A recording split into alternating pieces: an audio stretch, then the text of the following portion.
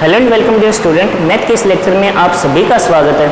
तो बच्चों, आज आपके कॉम्प्लेक्स फंक्शन का टॉपिक लिमिट और कंटिन्यूटी का लेक्चर नंबर 3, जिसके अंदर हम आपकी कंटिन्यूटी से रिलेटेड कुछ थ्योरम डिस्कस करेंगे और आगे के जो टॉपिक्स हैं उन पर चर्चा करेंगे। तो ये जो स्टार्ट करते हैं थ्योरम से, जिससे पहले उसका स्टेटमेंट में लिख देता हूँ कि यदि एफ जेड आपके पास कोई फंक्शन है u x y plus iota v x y के जैसा, ठीक है, कि ये जो फंक्शन है वो किसी बिंदु z not equal to x not plus iota y not पर संतत है यदि दी फलन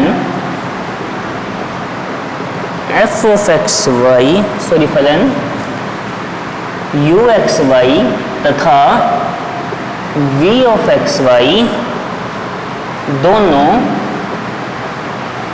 यानी आपके जो u और v जो एक्स वाई के फंक्शन है वो दोनों एक्स नोट वाई नोट पर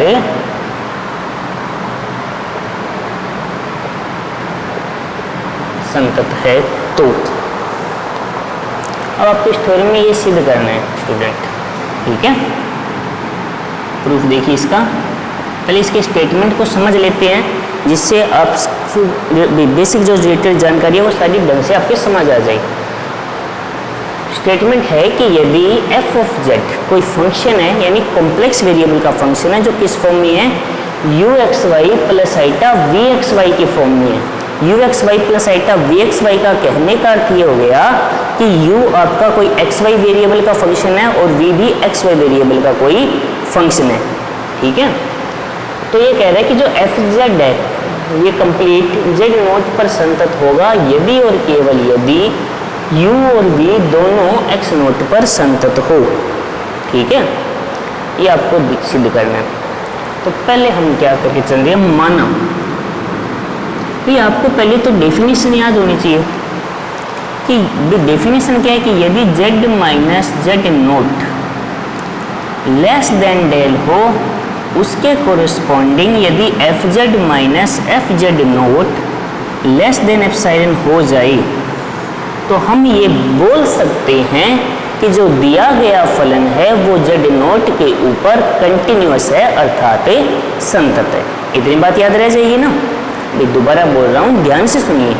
कि हमने जो कंटिन्यूटी की डेफिनेशन पढ़ी है वो क्या थी, हमने ये पढ़ा कि जेड माइनस जो जेड नोट है वो लेस देन डेल हो, उसके संगत यदि ऐसा विद्यमान हो जाए जहाँ आपका डेल है वो एप्सिलॉन से लेस ही कोई नंबर होता है, तो ऐसा यदि मैं सिद्ध कर सकता हूँ तो मैं ये आसानी से बोल सकता हूँ कि जो एफ जेड है वो जेड नोट के ऊपर कंटिन्यूअस है।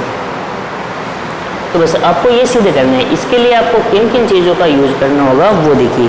तो स्टार्ट कर रहे हैं, माना यू एक्स वाई तथा वी एक्स वाई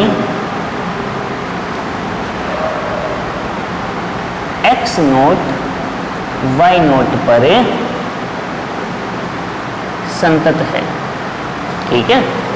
मैंने मान लिया कि जो आपका यू एक्स वाई और वी एक्स वाई है वो एक्स नोट और वाई नोट पर संतत है, ठीक है।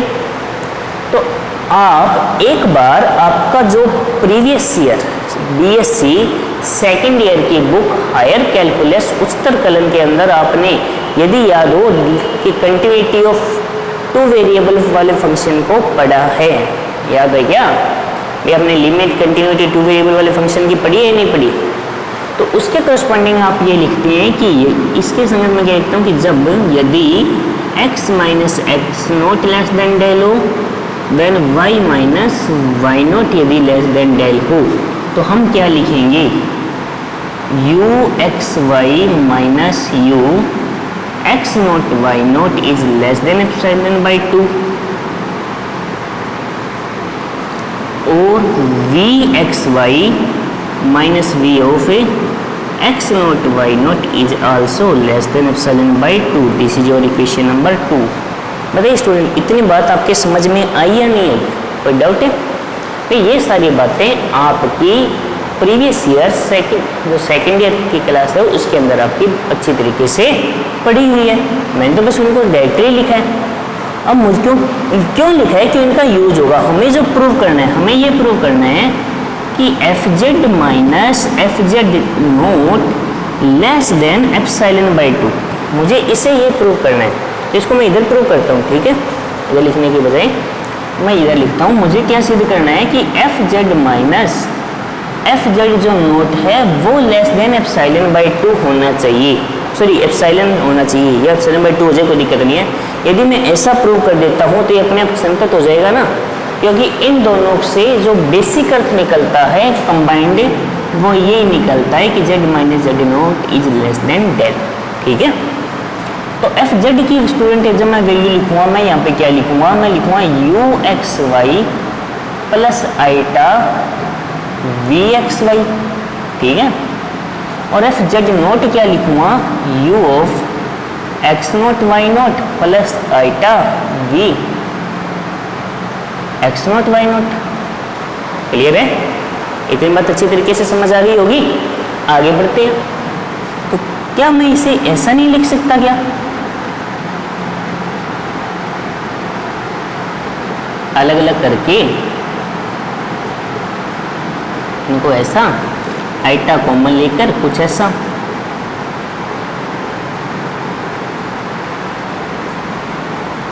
बताइए स्टूडेंट, जवाब दीजिए, क्या ऐसा लिख सकता हूँ ना? हाँ, तो जवाब होगा ऐसा लिखा जा सकता है।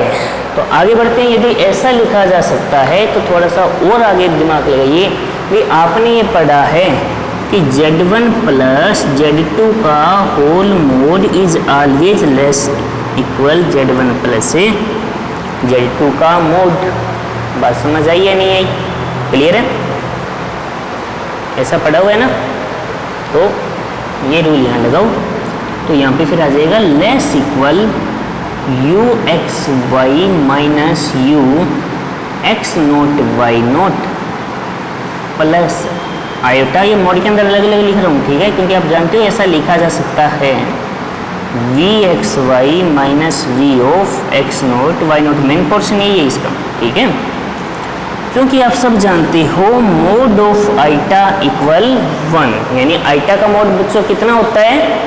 1 होता है। तो आईटा का मोड 1 होते ही ये क्या बन जाएगा? कुछ ऐसा u x Y minus u x not y not plus v x Y minus v x not y not. ये आ गया f of z minus f z not. ठीक है,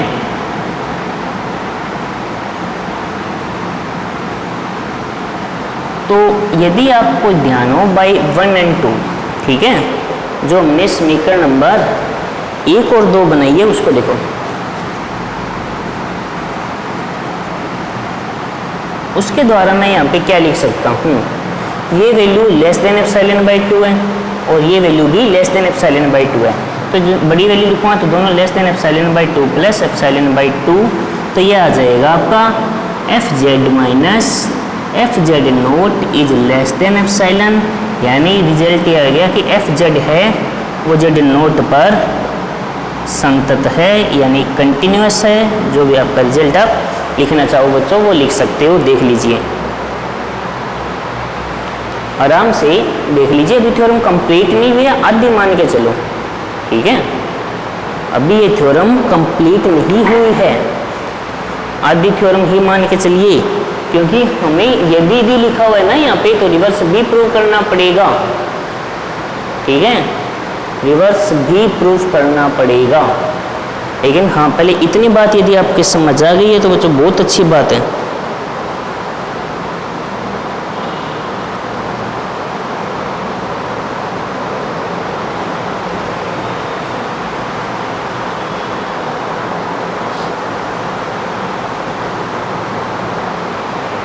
कोई दिक्कत है तो बताइए।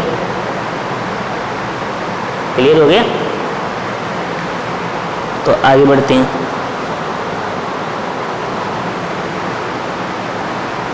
क्लियर है बच्चों?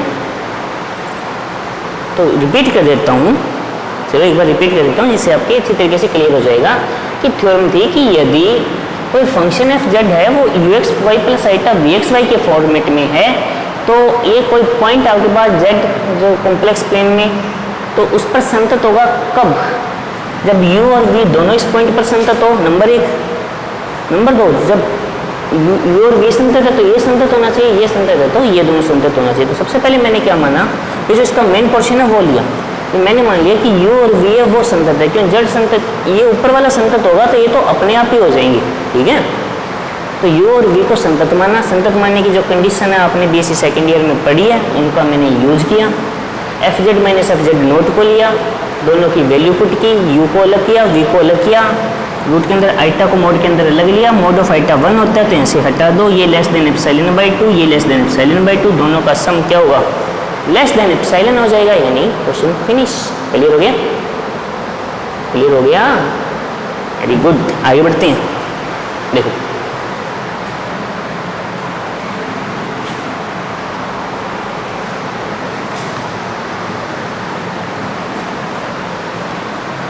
आगे स्टूडेंट इसकी जो प्रोसेस है उसके ऊपर आते हैं।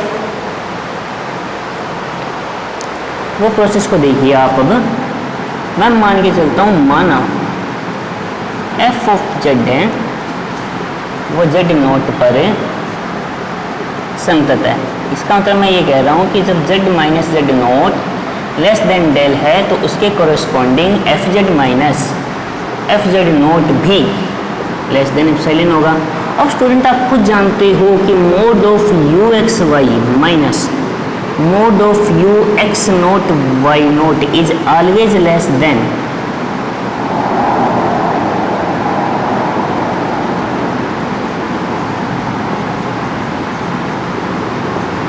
हाँ या ना? सोच के देखो,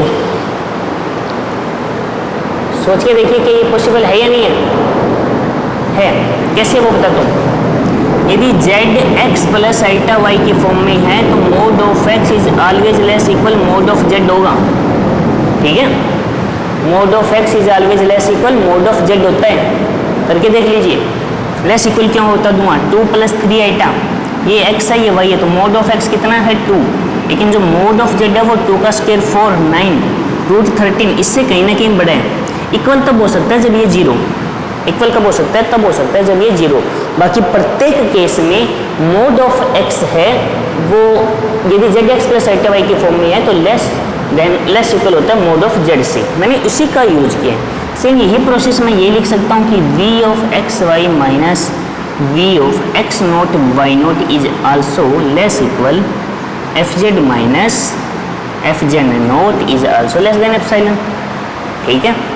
यानी यहाँ से रिजल्ट क्या बन गया कि जब z माइनस जेड नोट, या इसको मैं ऐसे भी तो लिख सकता हूँ कि जब x minus x note less than del है, y माइनस वाई नोट भी लेस देन डेल है, तो उसके संगत u x Y minus u x not y not less than epsilon है, और v x Y minus v x not y not भी less than epsilon है।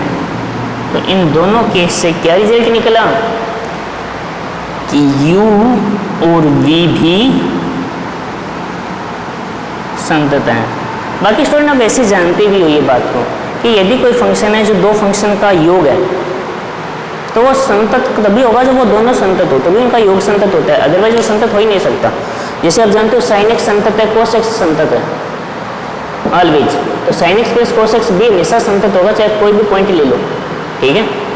लेकिन यदि कोई ऐसा फंक्शन जैसे फॉर एग्जांपल आप 1/x ले लो, वो हमेशा संतत नहीं है, जैसे 0 पर वो संतत नहीं होता, 1/x 0 पर संतत नहीं होता, तो अब sine x plus 1/x x = 0 पर वो भी संतत नहीं होगा।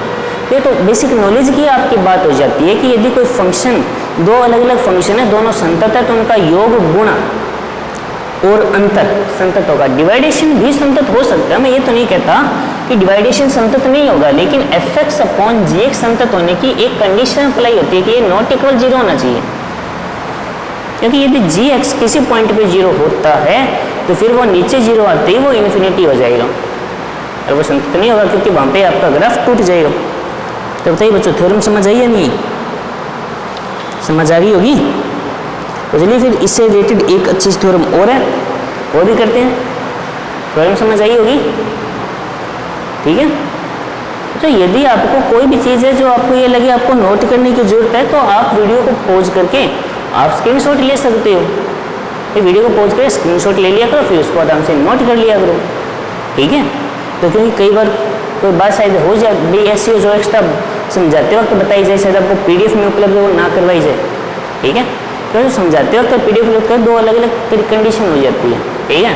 समझाते हैं तब उससे रिलेटेड एक जानकारी आपको यहाँ पे बता के लिखी जाती है, लेकिन जब आप एज ए नोट्स के तौर पे आपको देखोगे तो सिर्फ आपको ये इतनी सी बातें ही दिखेगी लिखी हुई, सीधी ये दिखेगा लिखा हुआ, कोई चीज़ का रीजन नहीं होगा। हाँ, यदि आप स्क्रीनशॉट लेते हो तो वहाँ पे आपको एक एक चीज़ का साथ में रीजन भी लिखा हुआ मिल जाता है साइड में, रफली है जी, ठीक है। तो आपको समझ आ जाती है और उनको साथ साथ अगर आप नोट करके लिखते हो तो एक एक चीज़ का रीजन भी लिख सकते हो। आगे की थ्योरम है उसके ऊपर आते हैं, देखिए।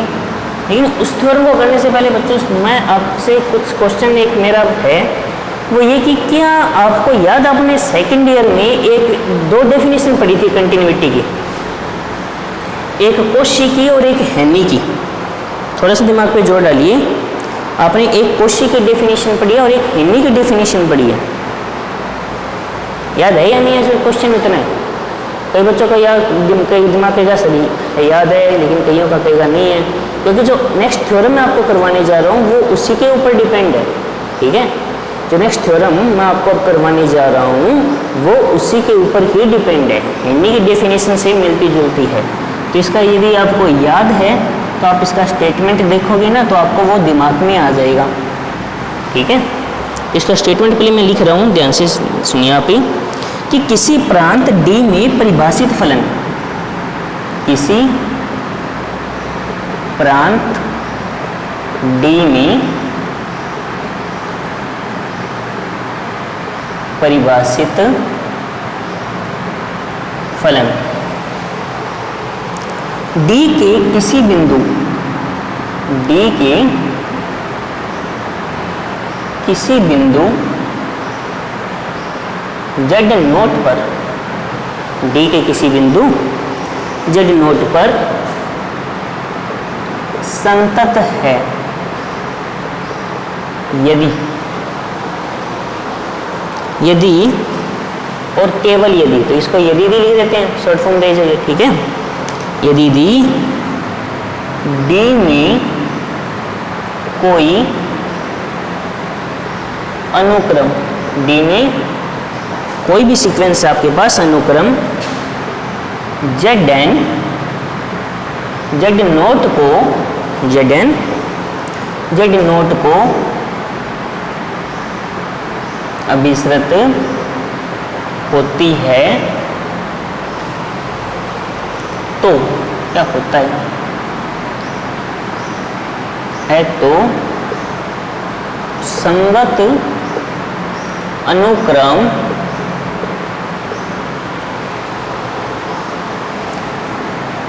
एफ जेड एन है, वो भी एफ जेड नोट को अभिसृत होता है।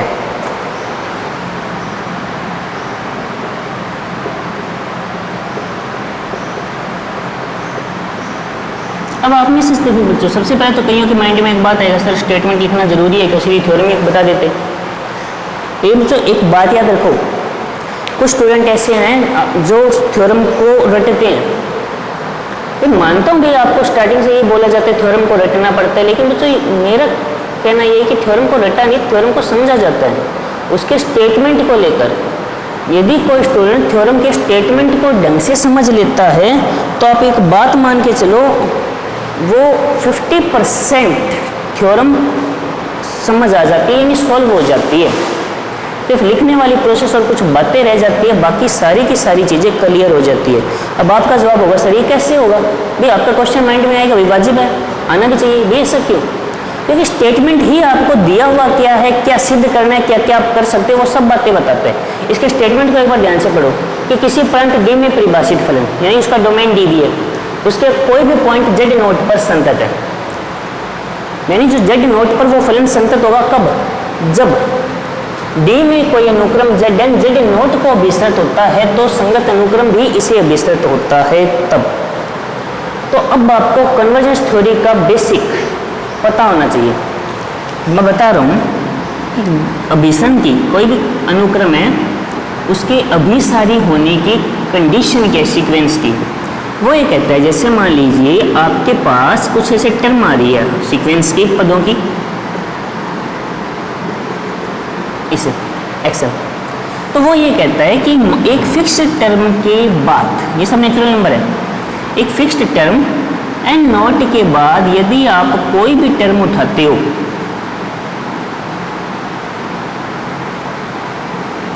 तो उसका यदि एक फिक्स राशि से यानी कोई वैल्यू है से जो डिफरेंस है यदि वो लेस देन एप्सिलॉन आता है तो मैं ये बोलता हूँ कि वो क्या है? अभिसारी है। ठीक है, तो इसका मतलब ये हो गया कि Zn यदि Z नोट को अभिसृत होता है, यदि Zn Z नोट को अभिसृत होता है तो Zn माइनस जो Z नोट है वो लेस देन डेल होगा, और Fz माइनस Fz नोट है वो लेस देन क्या होना चाहिए? एप्सिलॉन होना चाहिए। ठीक है, और यही तो कंटिन्यूटी की डेफिनेशन है, यही कंटिन्यूटी की डेफिनेशन है या नहीं? क्लियर बताओ, है ना? तो अब आप खुद सोचिए कि यदि आपको बेसिक प्रोसेस याद है तो थ्योरम तो स्टार्ट में 2 लाइनों में प्रूव हो रही है, अब आपको तो लिखने का तरीका समझ रखना है बस।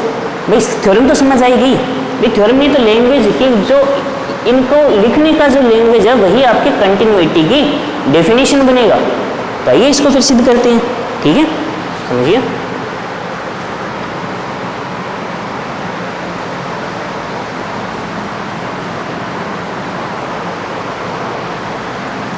तो लिखते हैं माना